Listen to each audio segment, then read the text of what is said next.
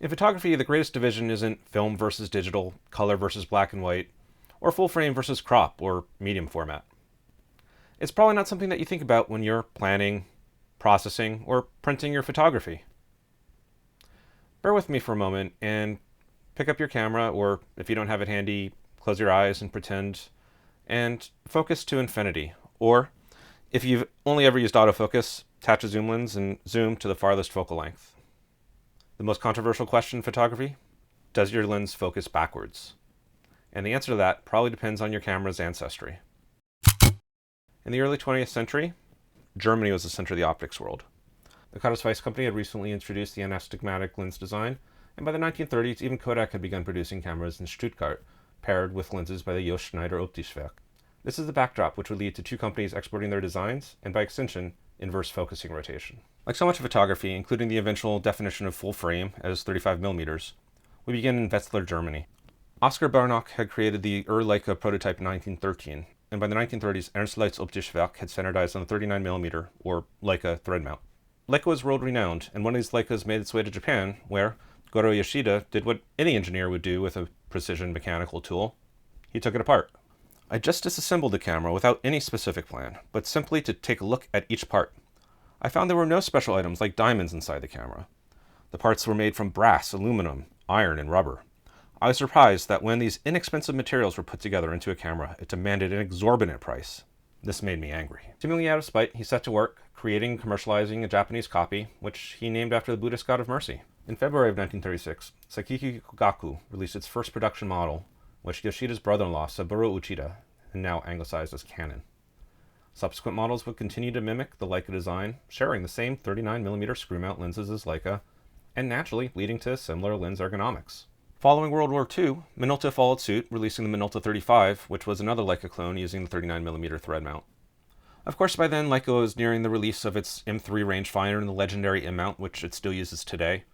But the future would see collaborations between Minolta and Leica, such as the release of the Minolta CLE or the Leica CL. We're going to head back to 1930s Germany and go east to Dresden, which was at the time the center of the optics world. It's here that Victor Hasselblad, at the age of 18, went to study the industry. Some of these companies are now lost to history, while others, such as Balda, copied by Japan's Proud, which would directly lead to the first Olympus camera, live with their influence on other companies. None of the Dresden companies might be as well known and its influence felt as much as Zeiss Icon and its Contax rangefinder. Zeiss Icon, sharing its name with the optics works which infused it with funds, was made up of 4 previously independent camera companies. It designed its Contax camera as a direct competitor to the successful Leica camera, which ended up producing famous photos, among some of which were the pictures captured during the Allied invasion of Normandy. Like the early Leicas, Zeiss Icon's cameras were copied both domestically and abroad. Asahi's Asahiflex was based on East German cameras, either the Reflex Corel, the Proctoflex, or some other Zeiss Icon-inspired camera. Attempting to correct deficiencies with the viewfinder, they released the Pentaprism Asahiflex, or Pentax, camera, based on the Contax D and its M42 screw mount. The Nippon Kogaku Kogyo Kabuchi Gaisha would lean heavily on the designs of the Zeiss Icon when releasing their first rangefinder in 1948, replacing only the shutter mechanism with a simpler one from the Leica. Unfortunately, an unexplainable change in the mount system meant that lenses longer than 50mm weren't interchangeable between the two systems. They wouldn't focus correctly at infinity or at their closest focusing distance. Just as with Pentax, Nippon Kogaku would later take the name of its camera line, Nikon, and its subsequent mount, the F mount, would continue to be used in its SLRs up until today. Coming closer to modern day, we come to our last major entrant in camera manufacturing, but by no means a newcomer to the photography industry. In the 1970s, Fuji decided to use the same M42 mount being used by Pentax and Yashica, but as technology was advancing rapidly and camera bodies wanted to take advantage of more information such as aperture settings of the lenses, Fuji found itself needing to modernize rapidly. By the end of the decade, they moved on to their own bayonet mount system, the X system, which bears no semblance to the current X line.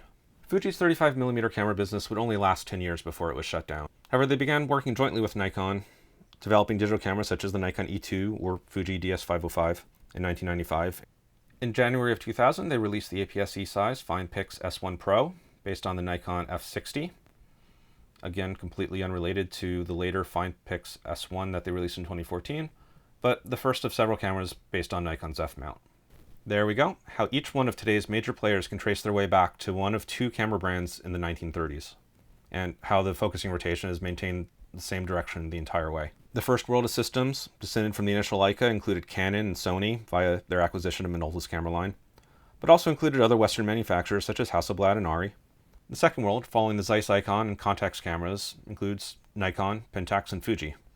Other than Fuji's late entries, the broad commercialization of zoom lenses came after the influences on the individual mounts. But in almost all cases, the lens zooms to higher focal lengths in the same direction that the lens is focused to infinity. The prominent exception is the Minolta-Sony system, and this seems to lead to so much confusion that even Sony has had to print warnings in their instruction manuals saying that certain lenses zoom in the wrong direction. The history also ignores Leica's L-mount, which follows Panasonic's pattern for zooming, and the strange case of Sigma, which, even though originally their cameras copied the M4 II and K-mounts from Pentax, they decided to copy Canon's pattern for focusing and zooming when they created their own SA mount. Now, this may not seem important to you or even something you think about.